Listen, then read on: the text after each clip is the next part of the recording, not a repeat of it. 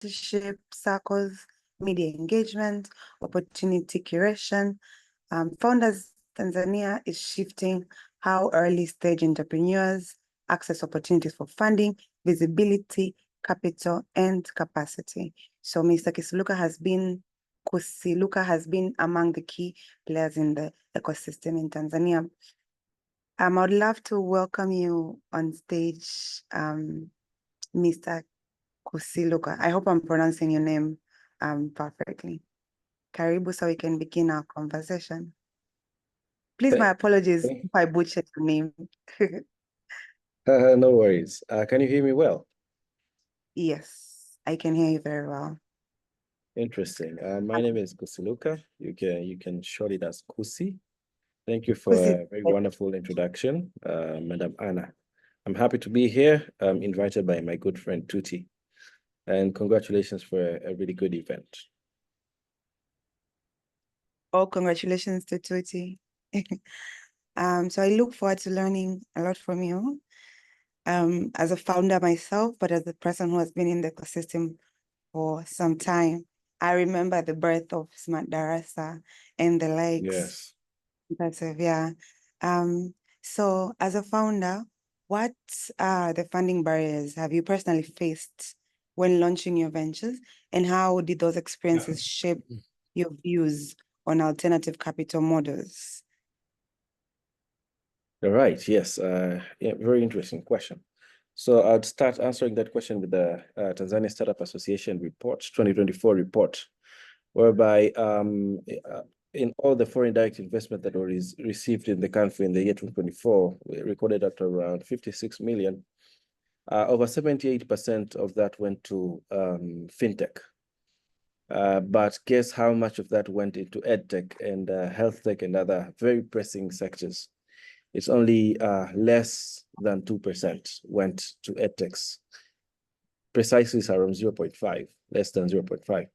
So that is the challenge now, and that has been the challenge since the beginning. So money flows into very sexy and very lucrative sectors, but it passes over all these basic sectors, including education. Now, my work has been around education since the beginning, and Smartdarasa was the first birth child into this world of education, putting aside Campus Plus. For years, we've faced challenges in funding because what we use is very high-end technologies to make learning more interactive and fun. In simple context, in simple explanation, I would say, is enabling students to do laboratory experiments digitally wherever they are, using their smartphones and digital devices. So you'd look for funding from investors and other stakeholders, but we faced the common challenge that was we don't have enough traction. So we don't have enough traction because we don't have enough funding to do enough research and development, testing the technologies, testing the output on devices and more. So it was this a very round loop that was consuming itself. We need capital so that we can test technologies. We can have high-end infrastructure to use these high-end technologies. But on the other side, the investor says they need traction to give us the money. So that made us think outside the box. And from early on, as Smartdarasa, we started selling the product as it is. That really helped to put some grease on the wheels. Then on top of that, we started to look for alternative ways of funding and marketing. So because we didn't have capital, the strategy that I came with as a business developer was we're going to apply to competition and grants and take advantage of every opportunity that is available. So on the marketing side, the competition and exhibitions, and they gave us the visibility that we needed, to get the customers that we needed. So affiliating ourselves with institutions such as COSTECH and University of Dar es Salaam really enabled us to get free marketing. For example, in Sabasaba events, where we did a lot of revenue, we got the space for free, which we could have paid a lot of money before. So on top of that, we started doing grants, and the first grant we got was from the government through the Makisatu program that is aimed at, providing capital to grassroots innovators. So that has been a very tough way to just keep the company running. since the year 2020 to date. And that was until we partnered with SmartCore this year, and we got a very big client, that is the government of Tanzania under the Ministry of Education. So our journey has been through, getting some money here and there from grants and competitions, up to date, but we have never received any venture capital to date. I think the fun fact is, in the year 2023, I had to put my wedding ceremony contribution into the startup so just we could pay some people during the month of June and July. So I loaned the company from the money contributed from the wedding ceremony. So that's how you survive in this ecosystem. That's awesome to hear. Let's move to maybe insights from Sorry, founders. I'm having trouble with my speaker. Wait, okay, Karibu, continue. Can you hear me Yes. now? So through your work at Founders Tanzania, what patterns have you seen in how local entrepreneurs are funding their startups outside the traditional bank loans and VC? Yes. Yes.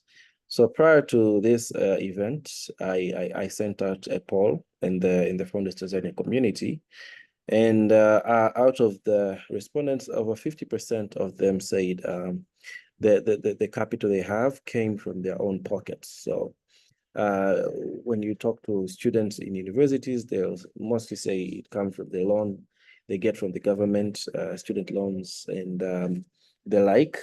So the funding out of pocket was the first leading way of investment. But Tanzania, we have a very unique model of what we call camel startups.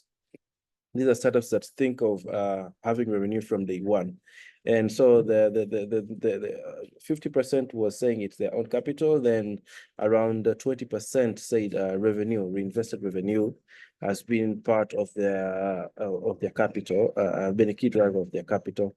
Then 10% friends and family, and 7% grants and competitions, others around 10% from loans.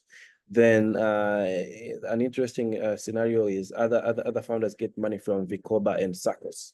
So that I would say is the crowdfunding for Africa, or Tanzania, to be precise.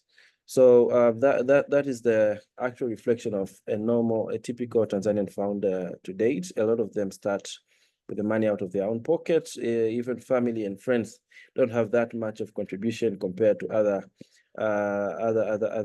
stable economies and other developed markets. I think I would present that as an actual representation of the founders themselves. That's awesome. Thank you for responding to that. But one more thing, many early stage founders in Tanzania, they rely on bootstrapping. So in your experience, how can platforms like Founders Tanzania help make that more sustainable, or transition them into a structured alternative funding? Yes. So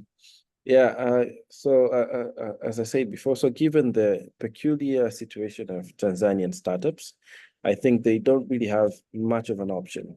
So you talk about the availability of VCs in our own ecosystem is very little to none. A lot of people who claim to be VCs in our own ecosystem are what we call, in Swahili, we say madalali. So they have a pool of investors outside, then they channel that funds into the local startups. So it's not mostly out of pocket investment from our own local investors. At least the Serengeti Angels and other players in the market, such as our Ventures and Innovate Ventures, are really trying to change the narrative. So Tanzanian startup really rely on bootstrapping, and I think in order to formalize the hustle at Founders Tanzania, we have really tried to experiment on a model that is using the same, a very successful SACCOS model that has worked in our Tanzanian ecosystem for years, and is having great capital. And we try to spin it off as a way of startups getting quick capital from it. So we've really tried to push that agenda since 2024. We have faced some challenges here and there, but I think we're gonna make it happen, because founders just have to contribute a little of what they make, probably from their startups each month, and then they can access loans as quick as possible compared to a traditional bank or any other type of funding. And that can really help move a needle, because sometimes founders just need some money at the end of the month to pay for salaries or some machinery that is it's a bit high, is a bit beyond their own means, but they can easily access it through the SACCOS model that we are trying to create.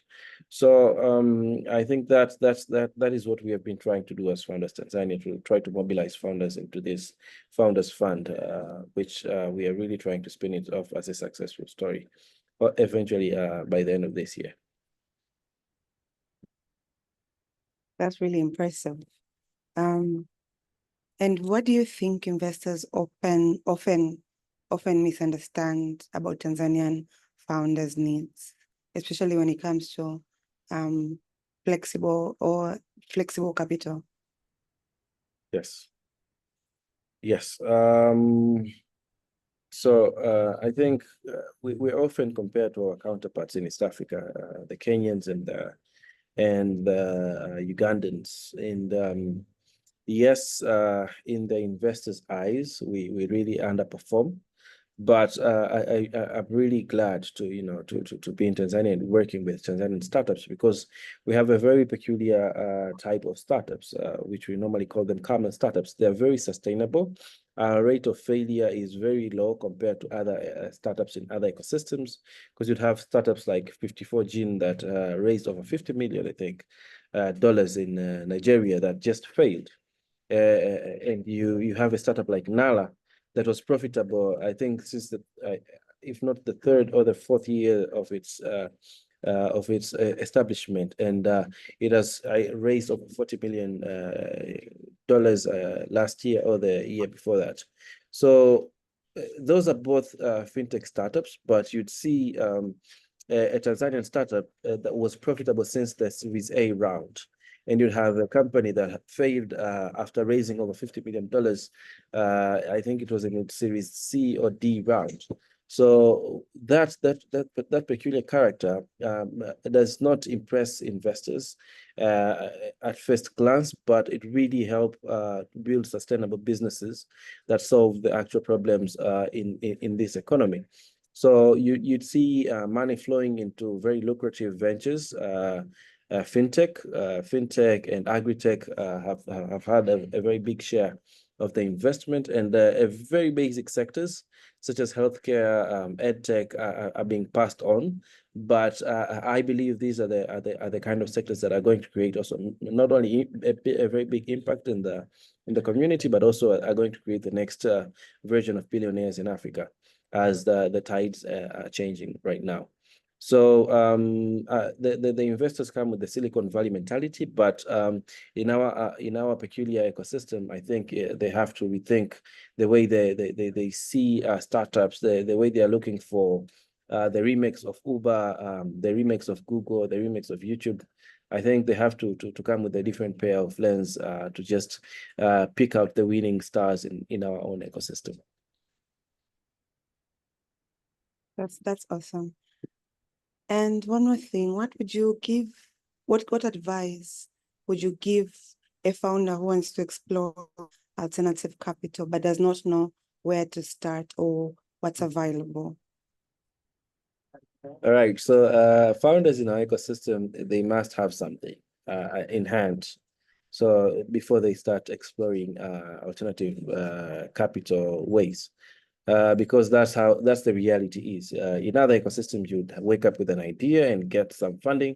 But here in Tanzania, so far until date, I think what you have to do is create an MVP, convince people, have early testers. At least then is when you can even be eligible to access some grants. So to the upcoming founders, what I say is have something. That can be just having a co-founder. If you're technical, have a non-technical. Then research the market, build a prototype or an MVP around it. You can even start selling in our ecosystem. That's the beauty of Tanzania. there's not much regulations to prevent you to do something until you've reached a certain stage. You can even start selling, and that can be a proof of concept to DPs and other grant funders, and also other people who are providing other type of instruments in the ecosystem. So that would be my advice.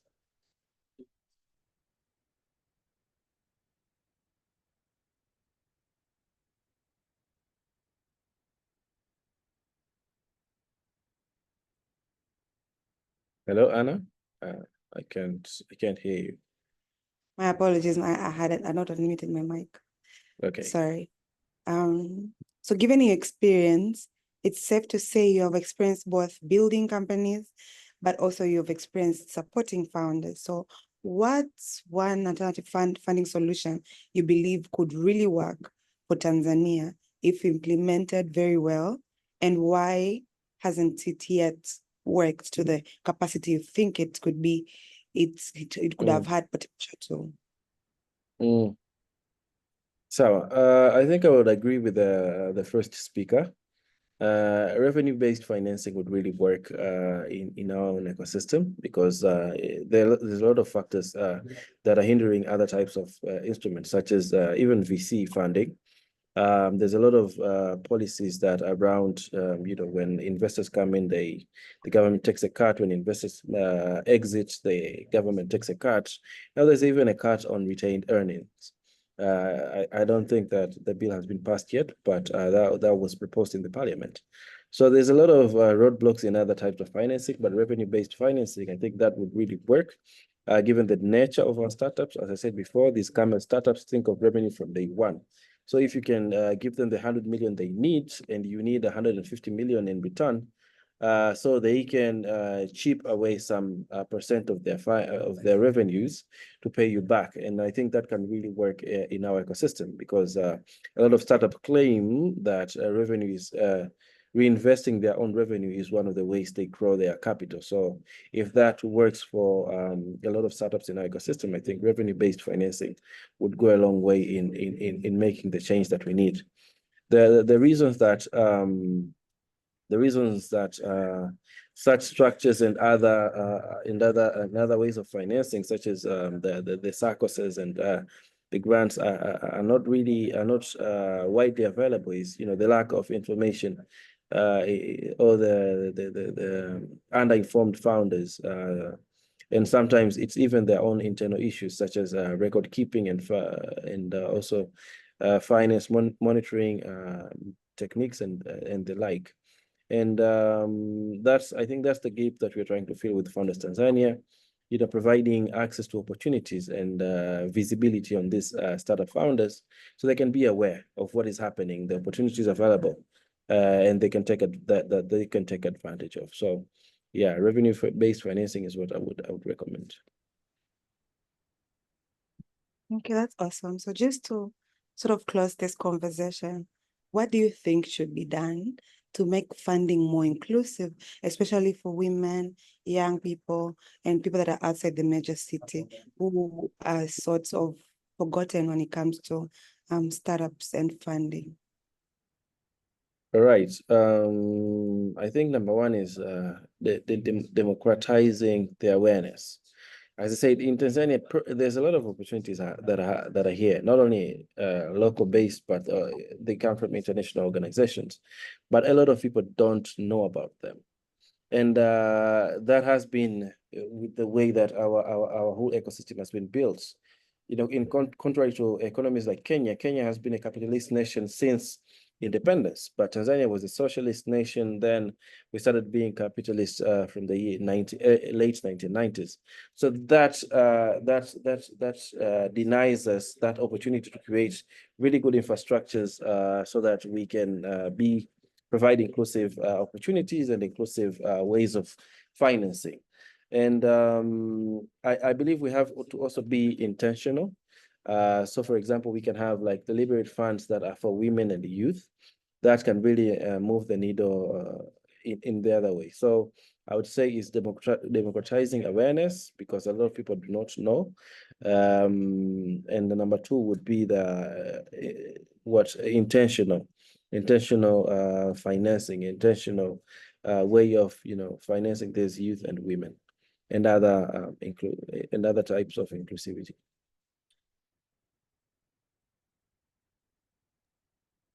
Thank you so much, Kusi, for your time. And thank you Thank for you, Anna. sharing. We have learned a lot from you about the ecosystem. It looks like we have gotten to the end of our conversation. Thank you. Thank you so much. So I'd like to take this opportunity to start finalizing the